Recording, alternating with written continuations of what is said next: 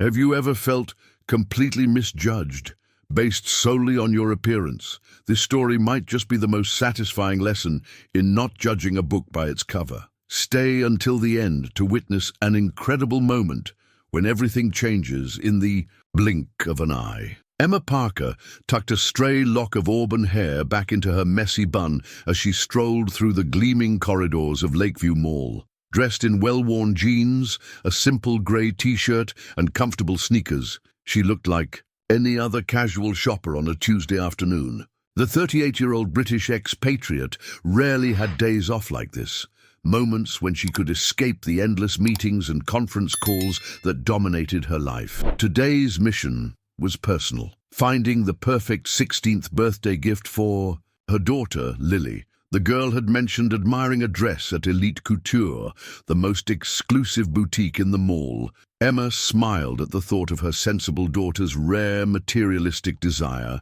If Lily wanted something special for once, Emma was determined to get it. As she approached the boutique, Emma noticed the immediate shift in atmosphere. Unlike the welcoming ambience of other stores, Elite Couture exuded exclusivity from its marble entrance to the security guard subtly positioned by the door. Inside, mannequins displayed clothing items whose price tags could easily cover a month's rent for many families. Emma hesitated momentarily, conscious of her casual appearance, but proceeded anyway. The moment she crossed the threshold, she felt it, the unmistakable sensation of being assessed and dismissed. 3 impeccably dressed sales associates glanced her way, then deliberately continued arranging merchandise or attending to more suitable customers. For 5 uncomfortable minutes, Emma browsed through designer dresses, noting the exquisite craftsmanship that justified their extravagant prices. She found herself lingering near a stunning midnight blue gown that would bring out the color of Lily's eyes perfectly. "Can I help you?" The voice was polished as the marble floors, but held the chill of a winter morning. Emma turned to face a tall, slender woman in her mid-40s, with razor-sharp cheekbones and an equally sharp gaze. Her name tag identified her as Victoria Sinclair, boutique manager. Though American, Victoria spoke with an affected accent that awkwardly straddled British aristocracy and French hauteur. "Yes, actually," Emma replied, her authentic British accent softening her words. "I'm interested in this dress for my daughter's 16th birthday." Victoria's perfectly penciled eyebrows rose a fraction of an inch. "I see." Her gaze swept over Emma's casual attire, lingering disapprovingly on her worn sneakers. "This particular piece is from our exclusive Parisian collection. It's priced at $3,895. The amount was stated loudly enough for nearby customers to hear, a deliberate tactic Emma recognized immediately. "That's fine," Emma said calmly, reaching toward the sleeve to check the fabric. Victoria swiftly stepped forward. "Please don't touch the merchandise with," she paused meaningfully, "hands that might damage the delicate material." The boutique fell silent. Several customers turned to observe the unfolding scene, some with embarrassment, others with the barely concealed interest of witnessing public humiliation. Have you ever been judged based on your appearance in a store or public place? Share your experience in the comments by typing "respect." It's amazing how some people believe they can determine someone's worth based solely on what they wear, isn't it? I assure you, I'm perfectly capable of handling the dress without damaging it, Emma said, her accent becoming more pronounced as it always did when she was tense. She'd faced skepticism and prejudice throughout her career, but it never ceased to sting. Victoria's smile tightened. "Perhaps you might be more comfortable at one of our less exclusive retailers. We have several in the mall that cater to more practical budgets." She emphasized the word practical as if it were synonymous with inferior. Emma took a deep breath. "I'd like to see the dress in my daughter's size, please. Size 6, if you have it." Victoria exchanged glances with a nearby sales associate, a silent communication that spoke volumes. "I'm afraid this collection isn't available for just anyone to try on. We typically reserve handling of these pieces for clients with established purchase histories." A well-dressed woman browsing nearby looked up at this comment, her expression uncomfortable. She quickly averted her eyes and moved to another section of the store. "I don't need it tried on," Emma clarified, maintaining her composure. "I know my daughter's size. I'd like to purchase it directly." Victoria's smile never reached her eyes. "Of course. We'll need to verify your ability to complete such a purchase. Our policy for new clients without referrals requires a credit check or proof of income for items in this price range. It's merely a security measure, you understand." The humiliation was calculated and precise, a well-practiced routine for deterring undesirable customers without explicitly refusing service. Emma had heard about these tactics from friends, but had never experienced them so blatantly herself. "That won't be necessary," Emma replied, her patience evaporating. "I have cash." Victoria's expression shifted to one of alarm. "Cash? For a nearly $4,000 purchase? I'm sorry, but that raises certain concerns." Without warning, Victoria signaled to the security guard, who began moving toward them. "Carl, would you please escort this lady out? She's making our other customers uncomfortable." Emma stood frozen in disbelief. "Excuse me? We reserve the right to refuse service," Victoria stated coldly. "Your behavior seems suspicious. Claiming to make large cash purchases while dressed like, well," she gestured dismissively at Emma's attire. The security guard, a middle-aged man with kind eyes, approached reluctantly. "Ma'am, I'll have to ask you to come with me, please." "This is ridiculous," Emma protested, feeling the heat of embarrassment rise to her cheeks. "I've done nothing wrong." "Either leave voluntarily," Victoria threatened, "or we'll be forced to report this incident to mall security as potential retail fraud." With all eyes in the boutique now on her, Emma had two choices: create a scene or walk away. Years of business negotiations had taught her when to strategically retreat. Dignity intact, but pride wounded, she allowed the guard to escort her out. As they reached the entrance, the security guard whispered, "I'm sorry about this, ma'am.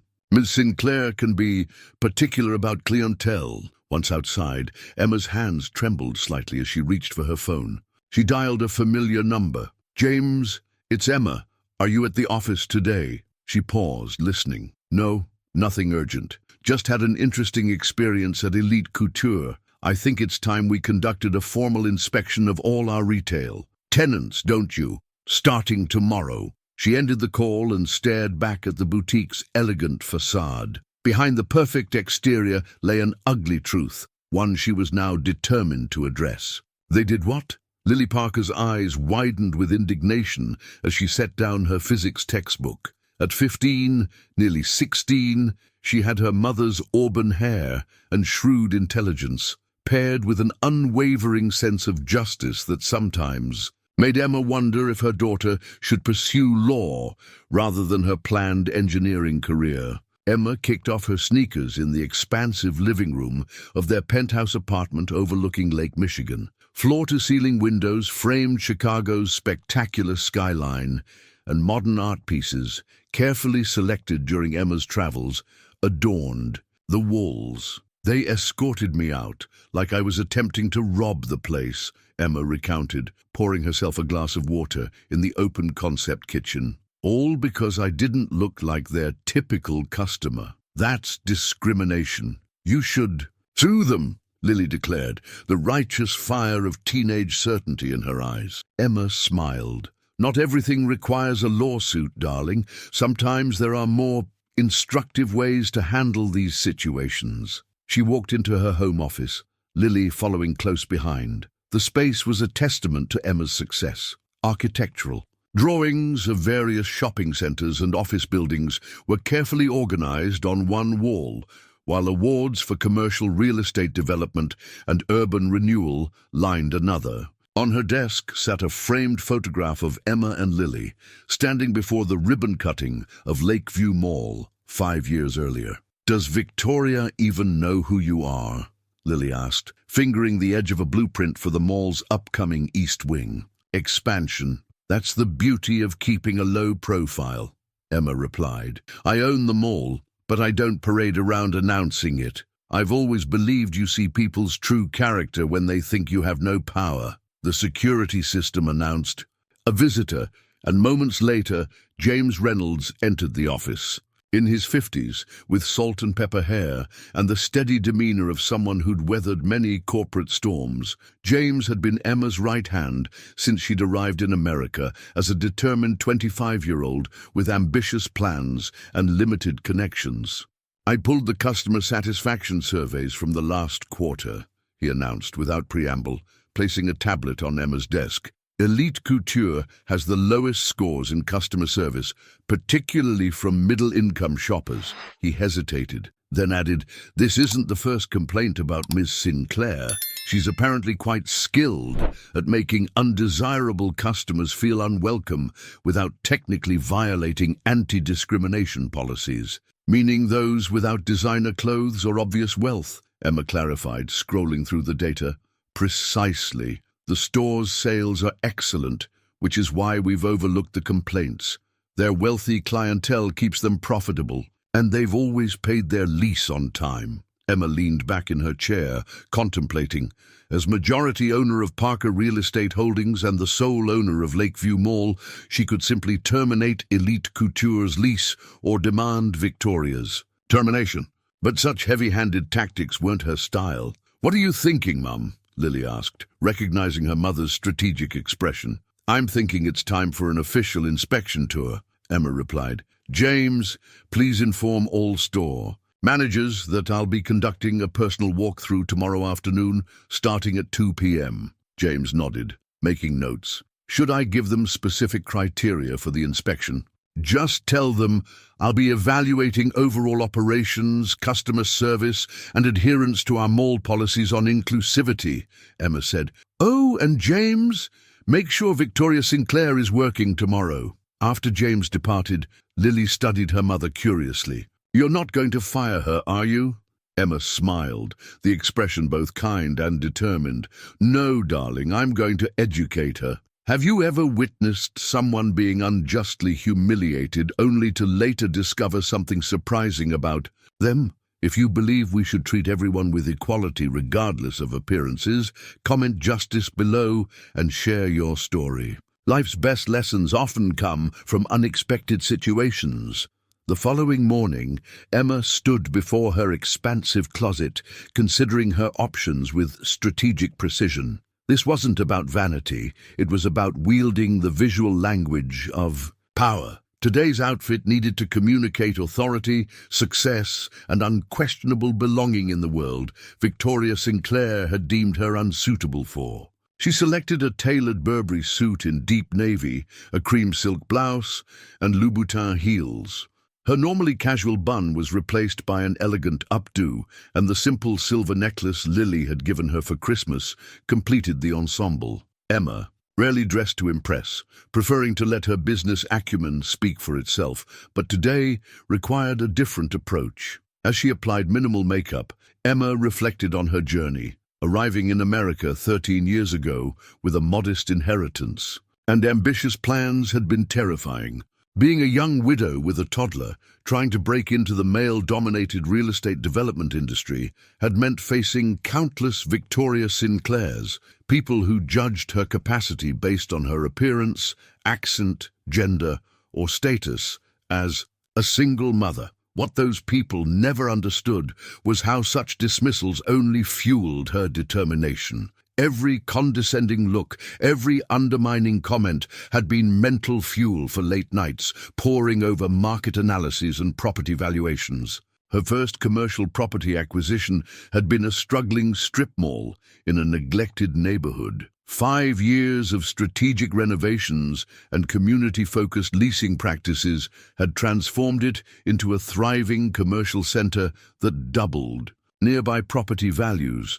Lakeview Mall was her crowning achievement, purchased from bankruptcy and reimagined as a mixed-use space where luxury retailers existed alongside accessible brands, creating a shopping destination that drew customers from all income brackets. "You look intimidatingly perfect," Lily commented as Emma emerged from her bedroom. Despite being excused from school for an educational business observation day, one of the perks of being the principal's biggest donor, Lily had dressed with teenage casualness in jeans and a university sweatshirt. That's precisely the point, Emma replied.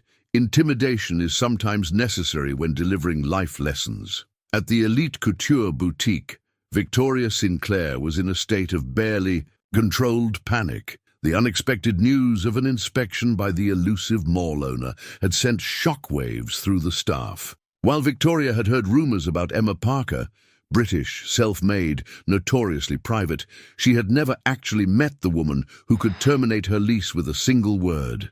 "Everything must be immaculate," Victoria barked at her staff, who scurried to perfect already perfect displays. Mrs. Parker is known for her attention to detail. She once terminated a restaurant's lease because their bathroom soap dispensers were empty during her inspection. This was entirely fabricated. Emma had never terminated any lease over such trivialities, but the invented anecdote served Victoria's purpose of terrorizing her staff into hypervigilance. "Should we pull the customer satisfaction data for a review?"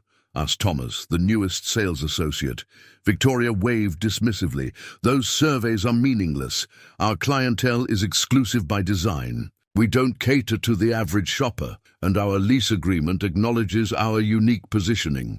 Another fabrication, the lease explicitly prohibited discriminatory practices, but Victoria had never bothered to read the fine print, assuming that her store's profitability protected her from scrutiny. Meanwhile, James was briefing Emma as they prepared to begin the inspection tour at the opposite end of the mall. "I've arranged for the schedule to end with Elite Couture at approximately 4:30 p.m., he explained, consulting his tablet.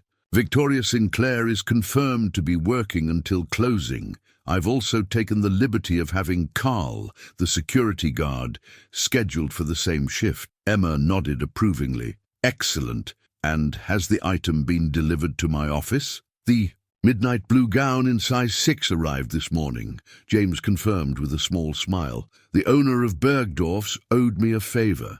It's identical to the one at Elite Couture, but without the associated unpleasantness." "Perfect." Emma straightened her shoulders, transforming her posture into that of the property magnate few people ever saw. "Let's begin." News of Emma Parker's inspection spread through Lakeview Mall like wildfire.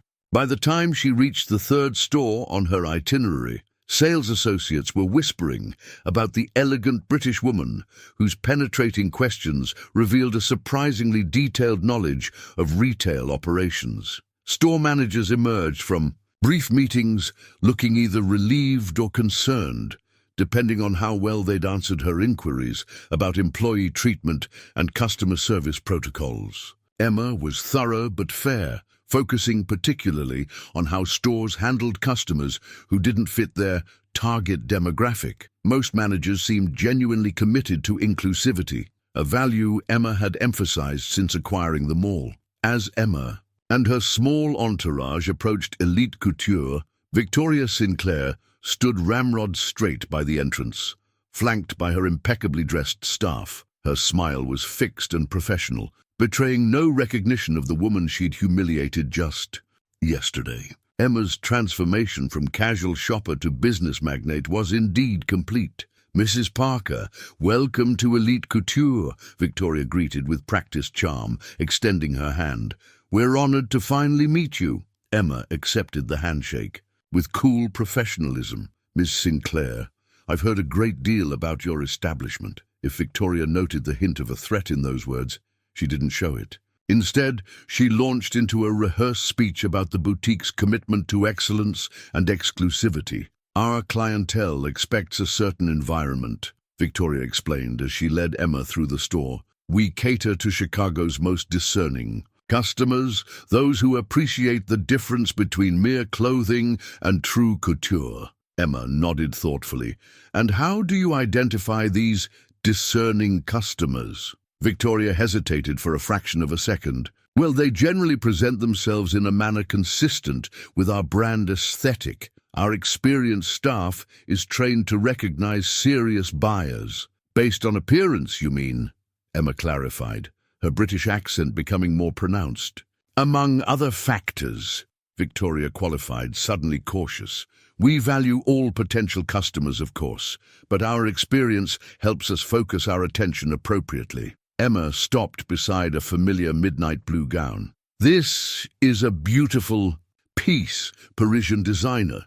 Victoria beamed back in her comfort zone. "Yes, exactly. You have an excellent eye, Mrs. Parker. This particular piece is from an exclusive collection, priced at $3,995. Emma finished for her. "Tell me, what's your protocol when someone who doesn't fit your brand aesthetic expresses interest in such an item?" The question hung in the air like a guillotine blade. Victoria's smile faltered slightly as she formulated a politically correct response. "We provide appropriate guidance based on the customer's apparent needs." "Appropriate guidance," Emma repeated, "like suggesting they shop elsewhere, or perhaps having security escort them out when they offer to pay cash?" The blood drained from Victoria's face as recognition dawned. Her eyes darted between Emma's now familiar features and the expensive suit that had disguised them. You were," Victoria stammered, her affected accent slipping. "The woman you refused to sell this dress to yesterday," Emma confirmed calmly. "The woman you humiliated and ejected from this store on the assumption that she couldn't afford your merchandise." The boutique had gone silent. Staff members froze in place, and even customers had stopped browsing to witness the unfolding drama. "Mrs. Parker, there's been a terrible misunderstanding," Victoria managed, panic rising in her voice. "Had I known who you were, that's precisely the problem," Emma interrupted, her voice steady but carrying throughout the silent store. "You believe respect should be based on who someone is or what they can afford, rather than basic human dignity." Victoria's face flushed crimson. "I assure you this was an isolated incident. According to our customer satisfaction data, it most certainly was not," Emma countered.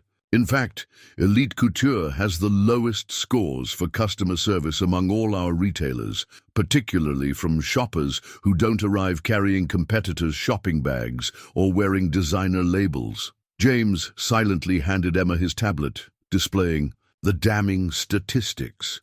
Victoria stared at the screen, her carefully constructed professional facade crumbling in real time. Carl, the security guard who had escorted Emma out yesterday, stood awkwardly near the entrance, his expression a mixture of shock and something that looked remarkably like satisfaction.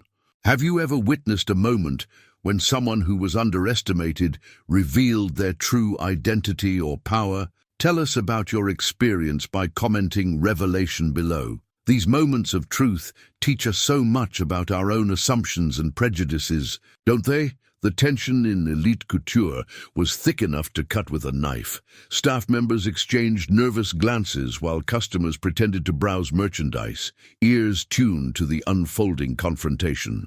Victoria Sinclair stood rigid, her complexion alternating between deathly pale and mortified flush. "Mrs. Parker, I cannot express how deeply I regret yesterday's misunderstanding. Had you known I owned the mall, you would have treated me differently." Emma completed the thought. "That's exactly the problem, Miss Sinclair. Respect shouldn't be conditional on someone's status or wealth." Emma turned to address the sales staff, whose expressions ranged from mortification to vindication. "How many of you have been instructed to evaluate customers based on their appearance or to direct undesirable shoppers to other stores?" After a moment of hesitation, 3 associates reluctantly raised their hands. "And has anyone expressed concern about this practice?" Emma continued. Thomas, the newest employee, stepped forward. "I questioned it during my training last month. Miss Sinclair said it was standard practice in luxury retail." Emma nodded thoughtfully, then turned back to Victoria. "I have 2 options here. The first is to exercise Clause 23B in your lease agreement, which prohibits discriminatory practices and would allow me to terminate our contract immediately." Victoria's professional demeanor crumbled entirely. "Please, Mrs. Parker, this boutique is my life's work. I've built this brand from nothing." "As did I," Emma interjected, "which is why I'm offering a second option." She gestured for James, who handed her a folder containing several documents.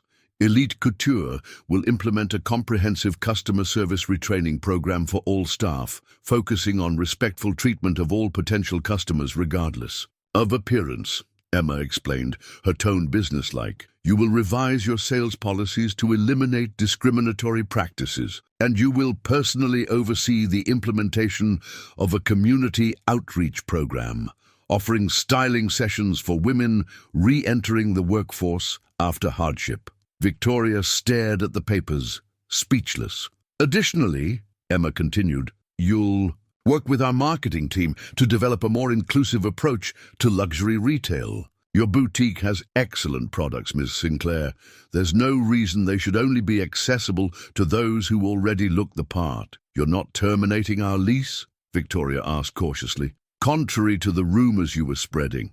This morning, I've never terminated a lease over an empty soap dispenser, Emma replied with the hint of a smile. I believe in second chances and learning opportunities. The question is whether you're willing to learn. For a moment, Victoria seemed to war with herself, pride battling pragmatism. Finally, she nodded. I accept your terms, and I apologize. Truly. Emma studied her for a moment, assessing her sincerity. Good. James will work with you on implementation details. She turned to leave, then paused. Oh, and Ms. Sinclair? I still want that dress for my daughter. 3 months later, Emma and Lily strolled through Lakeview Mall, this time both dressed casually in jeans and sweaters. As they approached Elite Couture, they noticed something different. The imposing security guard was gone, replaced by a welcoming sign, all browsers welcome, we're happy to help. Inside, the store's elegance remained intact, but the atmosphere had transformed. A diverse group of customers browsed freely, assisted by attentive staff who showed the same respect to everyone, regardless of their attire or apparent means. Victoria Sinclair approached them, her smile genuine this time. Mrs. Parker, Lily, welcome. Are you here for Lily's final fitting? Emma nodded. We are. How are the community styling sessions going? Surprisingly well, Victoria admitted. We've helped 23 women prepare for job interviews so far. 3 have been hired already. She hesitated, then added, I never expected to find it so rewarding. As Lily tried on her dress, the midnight blue gown that had started it all, Emma observed the transformed boutique. Sales had actually increased since implementing the new policies, proving that exclusivity and respect weren't mutually exclusive. You know, Lily commented as they left with her beautifully wrapped dress, you could have just had her fired. Most people would have. Emma slipped her arm around her daughter's shoulders. Revenge might feel satisfying momentarily, but it rarely leads to lasting change. Sometimes people just need the opportunity to see beyond their own limited perspective. Is that why you never tell people you own half of Chicago's commercial real estate? Lily teased. Emma laughed. I own properties. Darling, not people. The most valuable things in life aren't possessions or power. They're the principles you maintain when no one knows who you are. As they walked through the mall, her mall, Emma reflected on the lessons she hoped her daughter would carry forward. That true worth wasn't measured by clothing or possessions, that power was best used to elevate rather than diminish others, and that sometimes the most effective response to prejudice wasn't vengeance, but education. What did you think of this story of humility and justice? Don't forget to like this video, subscribe to the channel, and turn on notifications to receive more inspiring stories like this one. Tell us in the comments if you've ever misjudged someone based on appearances and what you learned from that experience.